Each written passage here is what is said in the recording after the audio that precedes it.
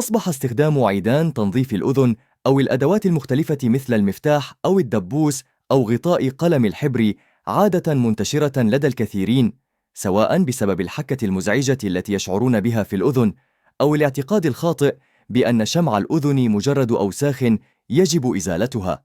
هذا السلوك يعود غالباً لعدم إدراك أهمية شمع الأذن كجزء طبيعي من نظام الحماية الذي يحافظ على صحة الأذن، حيث يعمل على تنظيف القناة السمعية من الأوساخ والبكتيريا ويرطب الجلد ويحمي الأذن من العدوى. ومع ذلك يقبل البعض على هذه العادة بشكل يومي دون معرفة المخاطر التي قد تترتب عليها. الأضرار الناتجة عن استخدام عيدان تنظيف الأذن.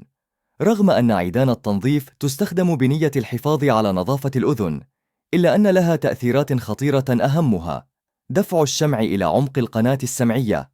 بدلاً من إخراج الشمع، تقوم العيدان بدفعه إلى الداخل، مما يسبب انسداد الأذن وصعوبة السمع.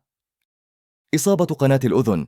يمكن أن يؤدي إدخال العيدان أو أدوات الحك إلى خدوش أو جروح في بطانة قناة الأذن الحساسة، مما يزيد من خطر الإصابة بالتهابات مزمنة. ثقب طبلة الأذن. الاستخدام المفرط أو غير الحذر يمكن أن يسبب ثقباً في طبلة الأذن، وهي إصابة خطيرة قد تتطلب تدخلاً طبياً عاجلاً. إزالة الحماية الطبيعية. إزالة الشمع بالكامل يترك الأذن عرضة للبكتيريا والفطريات، مما يزيد من احتمالية الالتهابات. إثارة الحكة.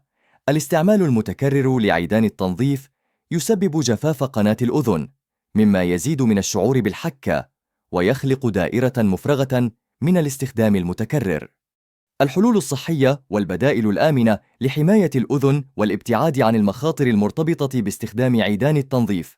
تنظيف الأذن من الخارج فقط. يكفي مسح الجزء الخارجي من الأذن باستخدام قطعة قماش ناعمة ومبللة. الاعتماد على الآليات الطبيعية للجسم. الأذن تنظف نفسها تلقائياً عن طريق حركة الشمع نحو الخارج، فلا داعي للتدخل. استخدام قطرات الأذن الطبية.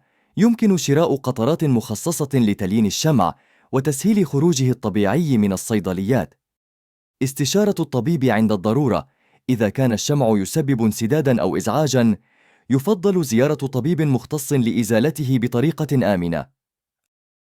التخلص من الحكة بطريقة آمنة. عند الشعور بحكة مستمرة، يمكن استخدام قطرات لترطيب قناة الأذن أو استشارة الطبيب لتحديد السبب ومعالجته.